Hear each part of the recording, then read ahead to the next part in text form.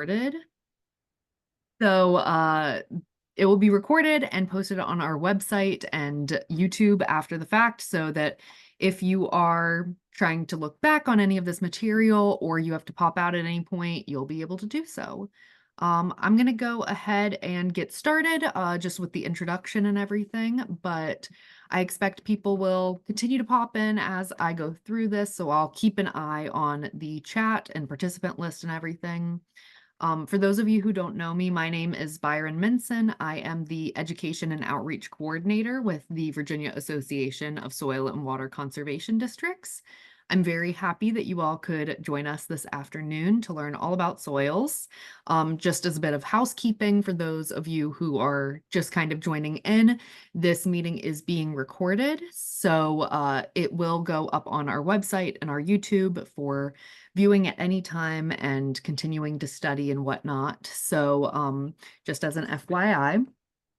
Also, we will have time for questions at the end. So if you have any questions, feel free to put them in the chat, or at the end you can speak up. But if you'll just wait until we open up for questions, that would be great. I saw lots of people already responding to that poll, but I had a poll just to see kind of who everybody was. Seems like we got mostly students and soil and water district staff. So thank you all, regardless of who you are, for joining. With that being said, though, I am going to go ahead and introduce our speaker this evening. David Harper is with the Natural Resource Conservation Service, NRCS. He is a soil scientist, and he has also been the Virginia State soils judge for several years. So he has a lot of great experience in both the world of professional soils as well as the Envirothon competition. So with that, I will go ahead and turn things over to him. Thank you so much, David, for joining us today. Thank you, Byron. I'm at home today, and I'm going to turn off my camera in a little bit because of the bandwidth. But other than that, I want you to know that please let this be an open conversation. If anybody has any questions, or if I go too fast, because there's a lot of information here, please just speak up or raise your hand, and I guess Byron will watch the chat and everything. And also, I sent her the PowerPoint that's being shown now, as well as another 3-page soils help guide, I guess you may say, that hopefully she can share to everyone. Let's see if I can't share a screen here. Entire screen.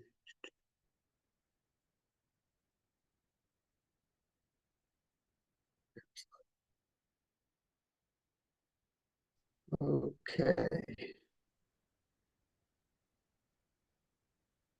All right, we'll go ahead and get started. What we're going to talk about first is definitely the basics of soils. And once you understand the basics of soils, you can actually make decisions upon what you know once you do see the soil.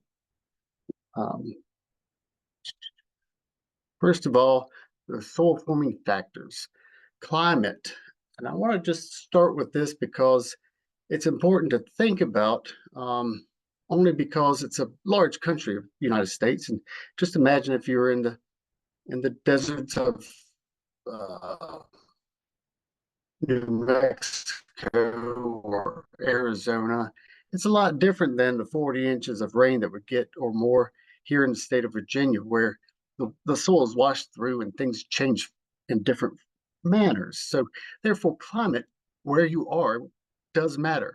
Say if you're in Alaska, it's like being a refrigerator, basically. You're going to save more organic matter and things of that nature because it just doesn't break down as fast, just like fruits and things don't break down as fast in your refrigerator. So climate is a very important factor. Parent material sounds kind of ominous, but if you're in the state of Virginia, east of 95 is basically all from the marine sediments of the ocean at one time. And if you're west of 95, basically It's for the most part coming from bedrock, unless you're on a floodplain or something of that nature. And a floodplain would be where if it got out of the creek bottom or river bottom, it deposits as it's laid down. So let's see if I can't turn this pointer option. There it is. So basically from the first bottom on the floodplain, which is recently laid down parent material, to the uplands, which usually form from rock if you're west of 95. If you're east of 95, of course, it's laid down by the ocean at one point in time. Topographic relief. That's basically saying whether or not you're on top of the hill, if you're on the side slope, if you're in the bottom. Landscape position is the same basic word there, or soil forming factor. If you're on top, the soil is more stable. It's not eroding as fast if it's flat. That makes sense, I hope. And if it's on the side slope, you have a potential, whether or not a tree falls over and it rains on it and it washes down the hill just a little bit, or whether or not you're plowing soil for farming and it runs down the hill, it's not as stable. So therefore, that's going to affect this type of soil you have depending on where it's located. And I've already said about the floodplain. Organisms, that's all kinds of things. We think worms, nematodes, or something like that, but it's also gophers, uh, groundhogs, and even people. I mean, think about a new subdivision going in or a house being built. A backhoe will change the soil properties rather quickly. And time. These are all soil forming factors. Time is how long is it sat in one spot? Because what happens is when it's either deposited or forms from the rock below, uh, different weathering factors change the soil over time, whether it's just rain washing the clay down deeper, or the temperature changing a mineral to a different type of mineral or into a smaller one that forms clay. Okay, that was a long slide. We're going to go a little faster now. So in the soil, it's a mixture of air, mineral, water, organic matter, water, and anyway, this is a smaller example of what it is. The thing is, if you drive over it when it's wet and things of that nature, it'll change. And it also depends on the management of that soil. These percentages can change a lot.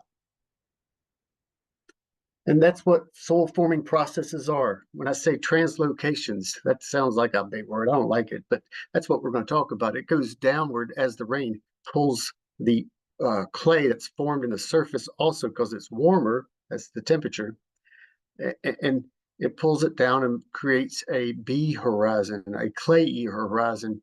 It's below the surface. We'll talk about that in a little bit. Transformations is what I was talking about when the actual soil, with the climate, usually with temperature and water, will change minerals from primary to secondary minerals, which creates the clay types. Additions, that's more either from flooding or from parent material from the bottom. It all depends. And then, of course, there's losses. That's the leaching potential that all soils have, where if you had nutrients and the water flows through, it does go away. Go ahead, just get all these up here. And we're going to go over some of these horizons. That's the different layers. Think of layers of cake. Color, organic matter, texture, structure, permeability, how fast the water goes through, and available water holding capacity, how how much water is available to plants when not saturated with a seasonal water table or something of that nature. Because, like a sponge, right? Uh, you can pour water in there, and there's a point where it doesn't flow out the bottom, but it has a lot of water in it. That would be available water holding capacity. Bulk density, well, that's just how tight it is. Here's a picture to explain or demonstrate the different layers of soil horizons in a soil type. This one would be west of 95 in Virginia, and it's the every horizon perfect soil presented right here. The O horizon is where you have the loose organic matter. You kind of push it out of the way to actually get to the soil mineral surface. And of course, that's what you see if it's a good managed soil that has a lot of organic matter, which will be dark. There are soils in the state of Virginia that have been eroded enough or weathered enough to where there's no A horizon or a very small one. The E horizon, this is the one that's been um, washed through, we'll call it, where the clay has been taken out and it's usually a sandier texture. These in the state of Virginia, you can find them. They're not in every soil horizon or pit. The E horizon will actually has been plowed through from the 450 years of agriculture in Virginia and things of that nature. It's not always there. Where all that clay that's washed out of the E horizon accumulates down in the B horizon. This is the subsoil that a lot of people talk about. It actually has a higher clay content. From below, even in the coastal plain, it's kind of different than the Piedmont, which we're talking east and west of 95. The parent material has a C horizon where it's just partially altered. It doesn't have the structure for water to easily permeate through. But then there's from below that, there's possible just rock or unweathered coastal plain material. Virginia is very diverse in soils, so therefore I'm trying to cover all bases. So quickly, we're going to go through just examples of the A horizon. You can just see it here in the surface. This would be the B horizon below it. This looks more or less a poorly drained soil where there's the water table below, leaving a lot of organic matter on the surface. E horizon, like again, you don't see many in the state of Virginia, but they are here. That's the E horizon. It's usually a lighter horizon from below the A horizon, which is a dark with more organic matter. You see a small one in this area here. B horizon, of course, is usually directly below the A, unless there is an E horizon. And you can see it from the darkness down to where the clay usually increases. It depends on your landscape position and how long it's been there. Here's another example with a small E horizon.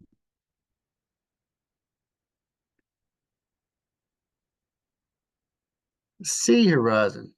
It's located below on the coastal plain. It's usually a sandier texture, not always, but it can have clay. There's all kinds of other C horizons, and there's different nomenclatures. But as long as you know that the C horizon just is not developed as well, that's what in this case, you can see these different layers is probably deposited on a floodplain. And at one time, the surface, this is an A horizon with a B nomenclature that shows that this A horizon has been buried by different layers from different floods in this example. Then we have the R horizon, which is very intuitive. It's a rock and it's impermeable. So it actually, um, what would you say? It interprets a lot of soil interpretations to very severe or very limited because it's rock. It's impermeable unless we have heavy equipment. Okay, I'm going to go through this kind of quickly. The red soil is basically because of rust of iron. Um, it can be orange, it can be slightly brown, but as there's a water table, it turns more gray. And just keep those simple terms for color uh, in your mind for a few minutes because we use color books to describe the different colors, the Munsell notation system. This is where you take a piece of soil and place it behind the Munsell color book page and try to compare the different colors. The page number is here, so you go 7.5 YR if this was a page. Let's pretend the soil is here and it matches this. We call it a 5/4 chroma. So we have value and chroma. And this is, there's multiple pages, so you can match just about every soil type in the state of Virginia to a color. And different horizons have different colors, and some horizons have multiple colors. But if you're in the gray area, that's indicative of water table in the seasonal sense, usually during the winter time. And that's basically how I said it, I think. There's the hue, which is the page. So you get redder and less red and more yellow further into the book. So, right. So there's the describing the different pages.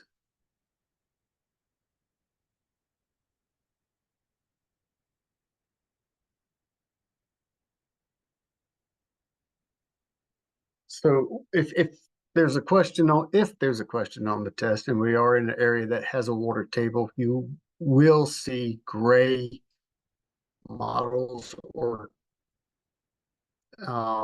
they're called redoxymorphic features, but you don't have to be that technical. It's whether or not you see where the gray up against the brighter color is. Sometimes they're mixed, but that will indicate that there is a seasonal high water table in that soil. Whether or not it's perched or indicative from being in a landscape where it's wet like a swamp would they're both going to look gray. And this is a okay example of how it should be. When you have a lot of reds in these areas, there's water kind of moving there, but it's not removing the iron. And so you'd have more wetness as you go down towards the complete gray. And up in this area here is more organic matter if you're like in a swamp or places of that nature. Let me get some water here. So redoxymorphic concentrations, there's reds and browns.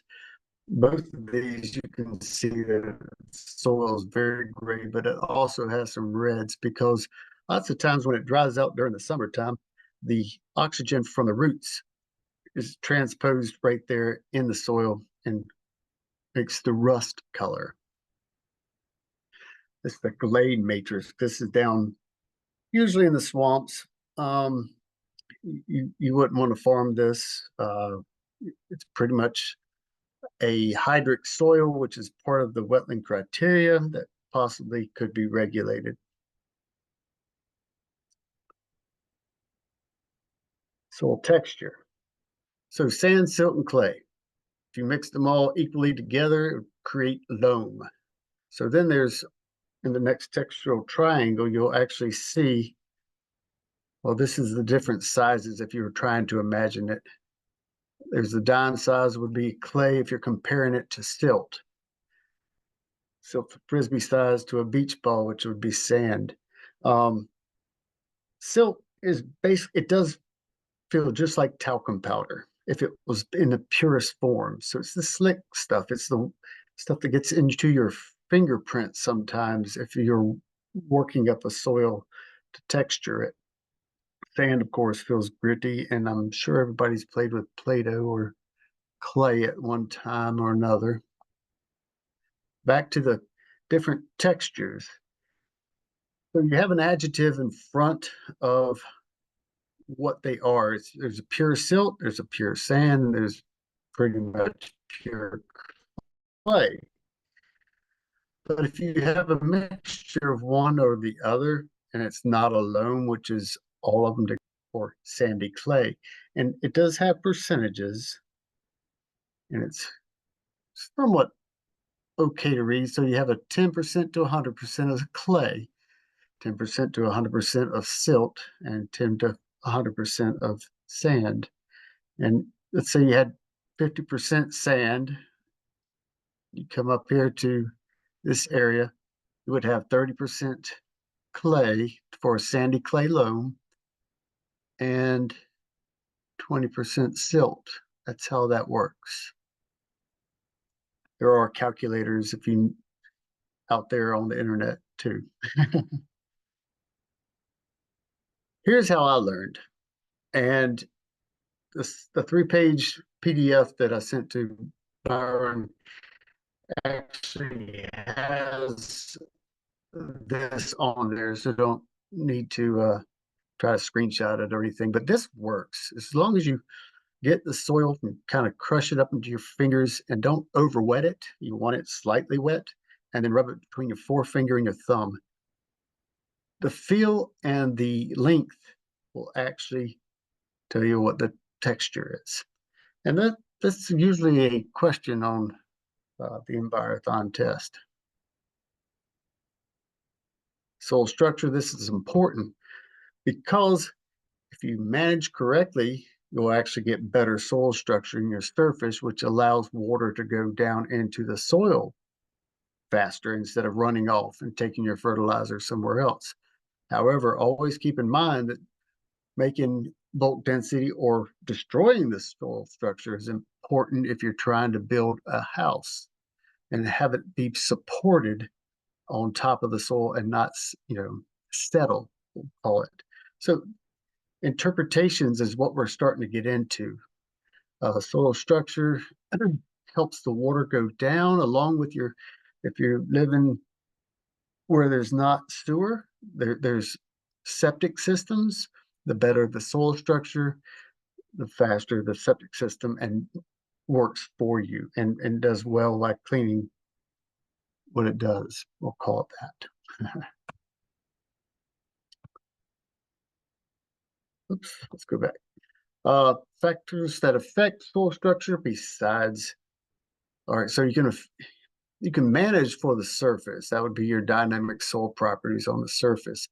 But when you get down into the subsoil, it's basically what you have is what you got. It's either going to be based upon parent material or whether or not it's disturbed. And disturbed would be the organisms, as you see there. Wetting and drying, some minerals really expand and contract, which makes a stronger structure. You would actually see clods falling out of the pit in almost block style. We'll show a picture of that in a second. Of course, if you have a lot of roots, that's a good thing, unless you're trying to build a building.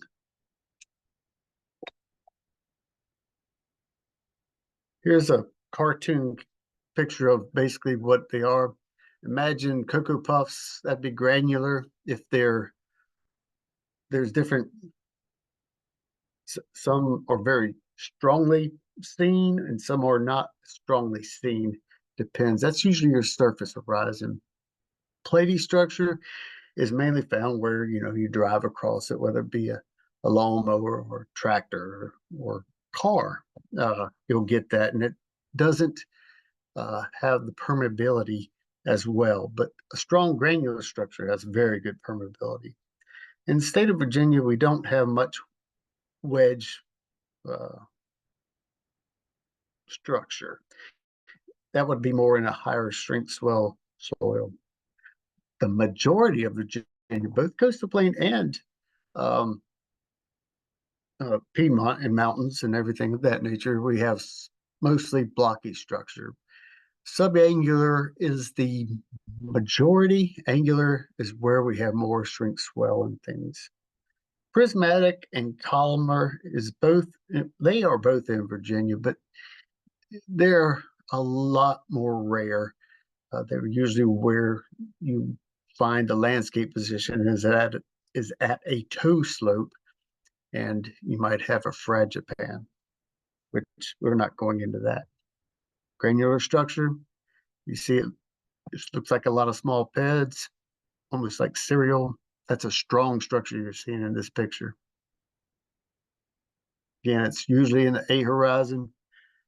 A lot of earthworms makes it a stronger structure and usually more infiltration.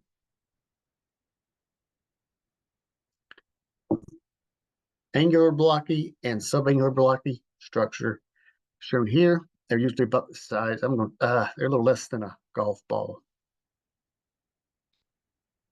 Platy structure. Kind of really have to look hard here. You'll see these little lines. That's usually from compaction. It can happen naturally, but it's not always. And we don't have basal till in Virginia. I stole this slide. When you get down to the sea horizon, you can have single grain or massive. Massive, this is where the sea horizon hasn't really started transforming into secondary minerals or things of that nature. Single grain, you'll know, it's usually in the coastal plain east of 95. But you can also have massive if it's in a swampier area. Down in the sea horizon, which can be below the B horizon. And if you're in a soils pit and you don't think you see any massive because you still have structure, it's probably deeper than that. So you may not ever see it if we're on a test. It depends on the depth of the soil, and it depends on, well, we usually don't do very deep pits. Saturated hydraulic conductivity. That's how fast the soil or the water moves through the soil. That's based upon the texture, based upon the structure, and plant roots, burrows, worm channels, and things of that nature.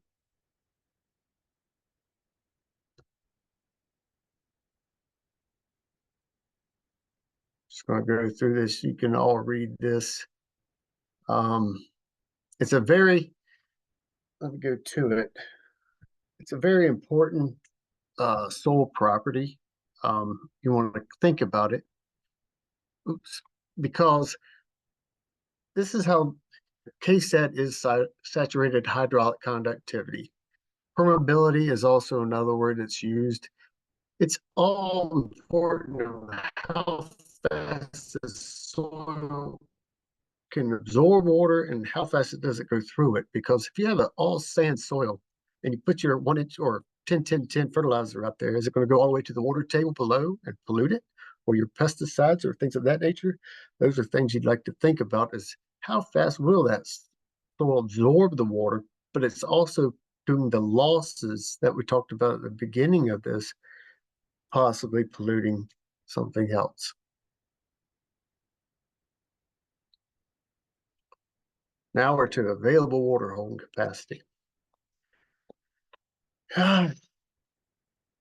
It's important because if you're planting something and you have a lot of rock in your soil, and your plant that you're planting needs a lot of available water when it's a dry season, then it's going to have less because the rock fragments would possibly be taken away from where the soil could keep the water for the plant root, if that makes sense.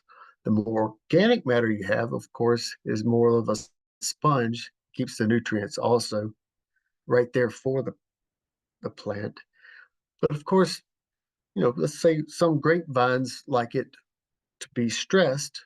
So you got to keep in mind that sometimes available water capacity being higher is not always the best thing. Well, density, of course, we're getting to next is how dense the soil is, and that depends on the texture a lot of times and sometimes management. These are some estimates. I'm going to pointer out of the way.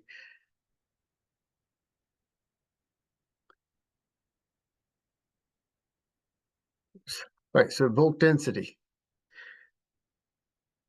It's important for, this is another one of those soil factor or physical properties that you think about when you're asked about larger decision making. Now, bulk density in its natural state is one thing. Of course, for engineering properties, the texture and then manipulation can make things happen. It's not impossible. It's just whether how dense it is, and that's kind of simple. If you can stick your finger into the side of a soil pit or a clod of dirt, it's kind of soft. It's different than if it's relatively hard. And bulk density can actually turn plant roots.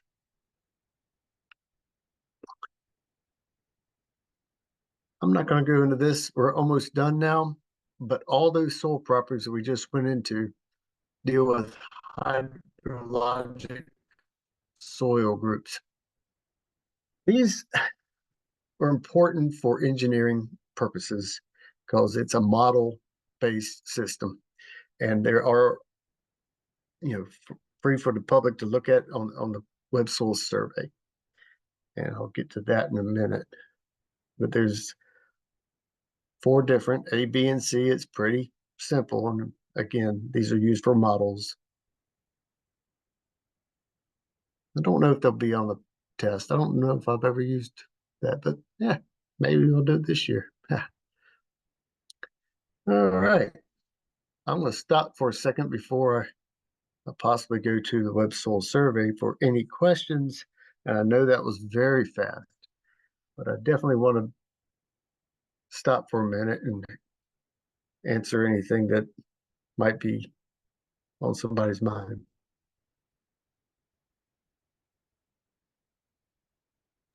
If anyone has any questions, you can put them in the chat or come off mute and ask directly.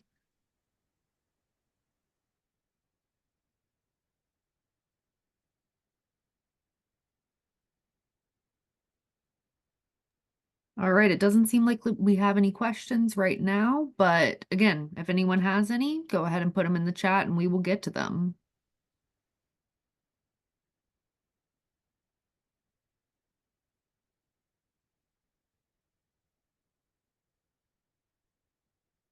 Okay, here's the next segment I wanted to go into, and this will be a hopefully helpful tutoring, I guess you might say. I went into Web Soil Survey, and if you Google Web Soil Survey, that should be the first thing that comes up.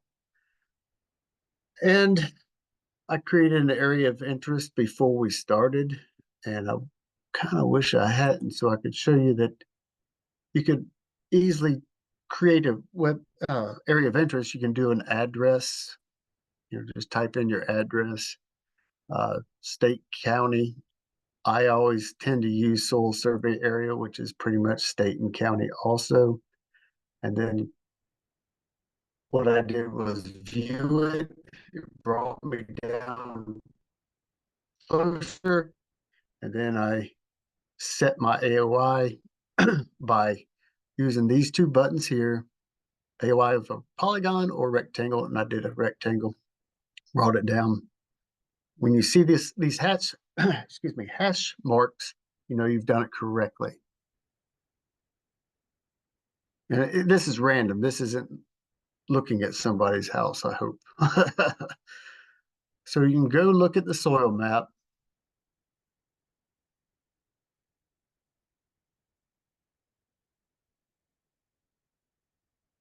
You know, as you see, there's different polygons. Um, each of them are a different soil type or slope phase. I know it's kind of hard to see, but there is a 24C right here. C has, as you look down here, different slope classes, 8 to 15% slope. And it's a Rhine, ashlar, sandy loam. We have the different ones. This is the legend on the side. If somebody wanted to just get a soils map, you could hit printable version here, and that would actually give you a PDF. You can save, you can do whatever with. But that's not the real power of the Web Soil Survey. It's the Soil Data Explorer.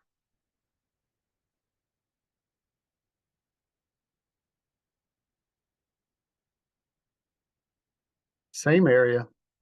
I could zoom in. It's not going to make a big difference. But you have these tabs here now. And these are different soil interpretations for that area. Everything from military operations, helicopter landing zones. I mean, we got interpretations for everything. And what I taught before dealing with the water table, how, you know, the seasonal high water table, the bulk density, whether or not you have rock, the R horizon, whether or not you have flooding, which is also in here. Those all go together, you know, and of course, slope, excuse me. Those all go together to make different soil interpretations. And if you're looking for something, let's, for whatever reason, and you don't know where to find it, there is a search function for a basic search. You could put water table in there, or you could, you know, put whether or not it's a good place to build a house. Dwellings with basements. We can actually try this one. And it'll view rating. I'm going to go with the default of everything else, not get complicated here.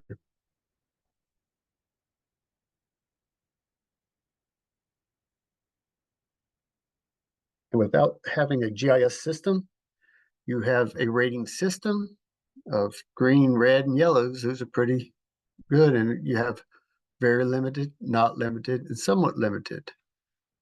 The reasons why they are limited. This Ashlar series, 3D, you can go up here and find 3D or 3E, and it will say that this has got a slope issue. It's 15 to 25%. So if you're building a house, you're going to have to engineer around that. It's not impossible. But if you want a basement, you have depth to hard basement, or excuse me, bedrock, right there at the surface almost. You're going to either have to blast, drill, do something. So again, you could build a house there, but it wouldn't be the best place to do so. However, this green area shown there, it is an appling sandy loam. And it's only somewhat limited because, well, this is the sea slope, because it has a little bit of a slope. That's it. There's no rock there. There's no water table. I'm not certain if I circled some more. Yeah, here's a 16C depth to saturated zone. And it actually has a shrink swell issue. And so those are decision-making things that you can use with the Web Soil Survey, knowing about the soils. Let's say you're buying property or helping somebody help their land, or just making management decisions. To know these things can help you make decisions without digging a whole lot of holes. It'll give you some good information. I show you this because I'm not saying it's going to be dwellings with basements, but a lot of times these tests um, for the Envirothon do use uh, the web soil survey printouts, and knowing how to read them, where to look would be helpful. So every time we have a state Envirothon, and even your local Envirothon may have this, uh, it's based upon the area that we are having it at. And if you wanted to study, there's a lot of different ones here, but just knowing what's there and your soil type before you show up may be a helpful hint. I'll pause for a second to see if there's any questions about this. Yeah, David, you actually just answered one of our questions. Would students be expected to use the web soil survey on the day of the contest to answer questions? And it would be a paper copy, but you just answered that. Yes, that would be a potential. The other question is, are students expected to have memorized things like AWC for a specific soil texture, or would they be provided a chart to use to make their calculation? I've never provided that, but knowing uh, which would have a higher one versus a lower, I wouldn't, excuse me, I wouldn't memorize the numbers. Whether or not clay has a higher available water holding capacity than sand. That's extreme, of course. Um, but I'll tell you the answer. Sand doesn't hold as much water, you know, as clay. Clay actually holds the most water.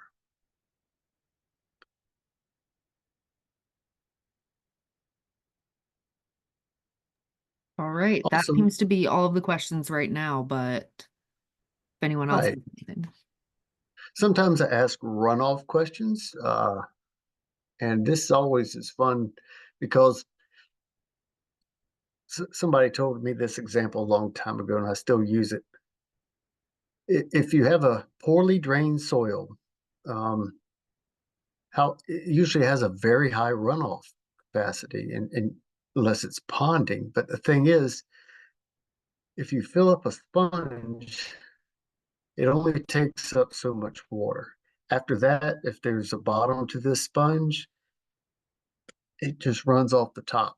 You can't pour any more water into it. So on the runoff side of things.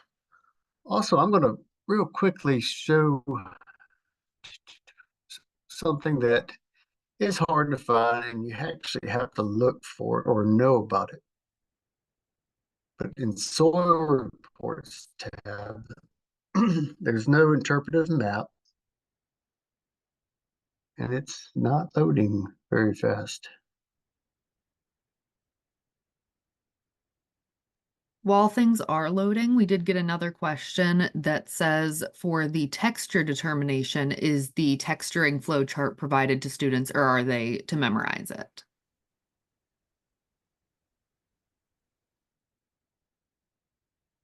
You should practice that with some soil and see how it feels.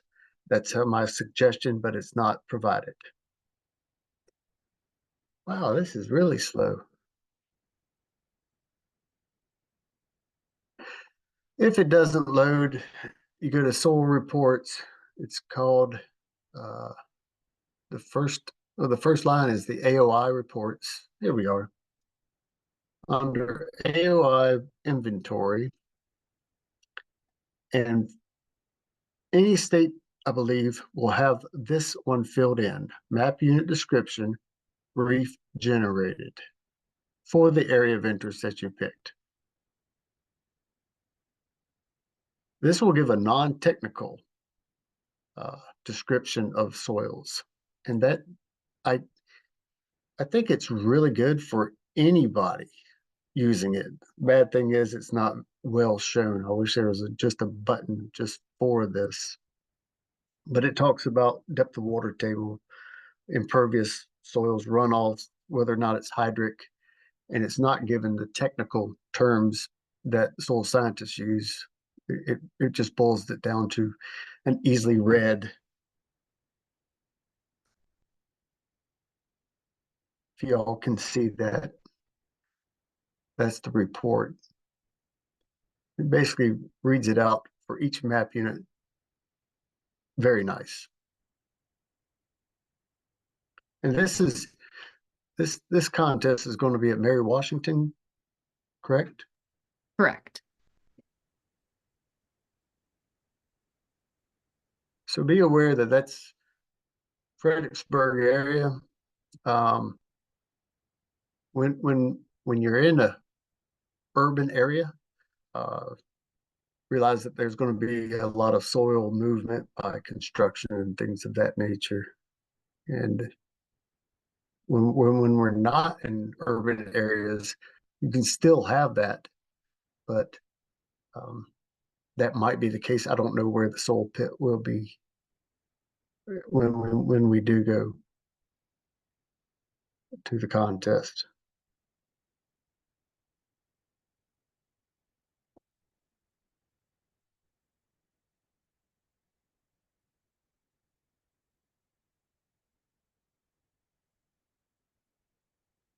You know, I could go on into soils for a long time, but we really need to aim in which direction y'all want to talk about soils, because I don't want to keep everybody this late in the afternoon. If anybody has any additional questions, feel free to ask now. Um, Otherwise, David, you've had a lot of great tips and tricks for the competition. Do you have any other general pieces of advice for best ways that students can study or prepare?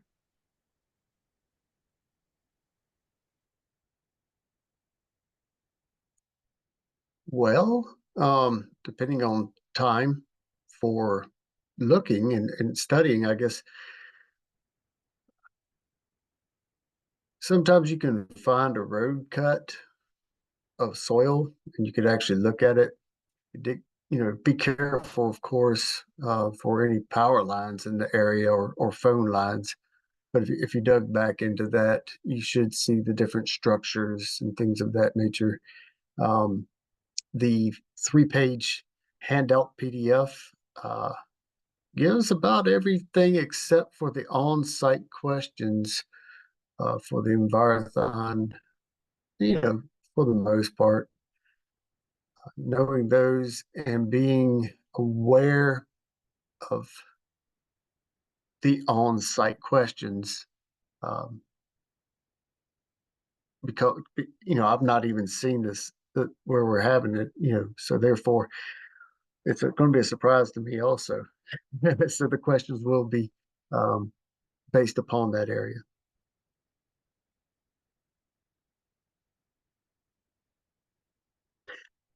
And feel free to send me an email with questions, sean.harper@usda.gov.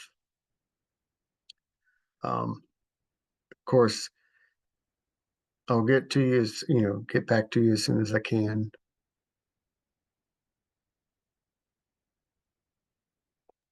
I just put that email in the And chat check for out the web everybody. soil survey. It's got a lot of information.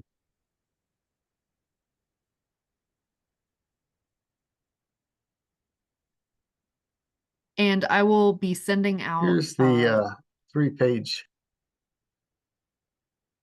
sorry, David, go ahead.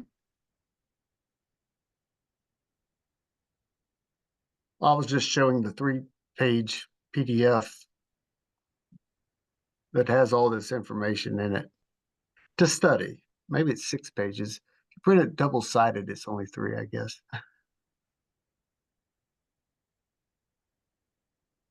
I will be sending out this PDF that David is showing right now, as well as his slides, in the follow-up email with this recording, so everyone will have access to this stuff.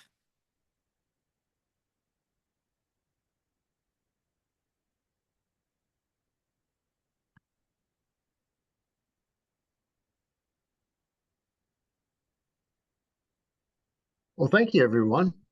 Thank you, Byron. Of course. Thank you so much for joining us today, David. I really appreciate it. While we still have them, does anyone else have any questions about soil?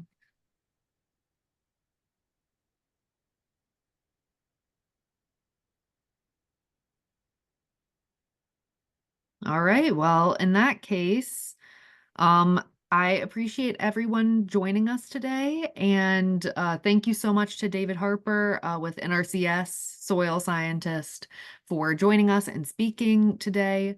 Like I said, this meeting was recorded and will be sent out to everyone who was registered to the email or registered for the meeting. So you'll all get a copy of all of these materials and the recording, and it will also be posted on our website. Thank you so much, David. I really appreciate it.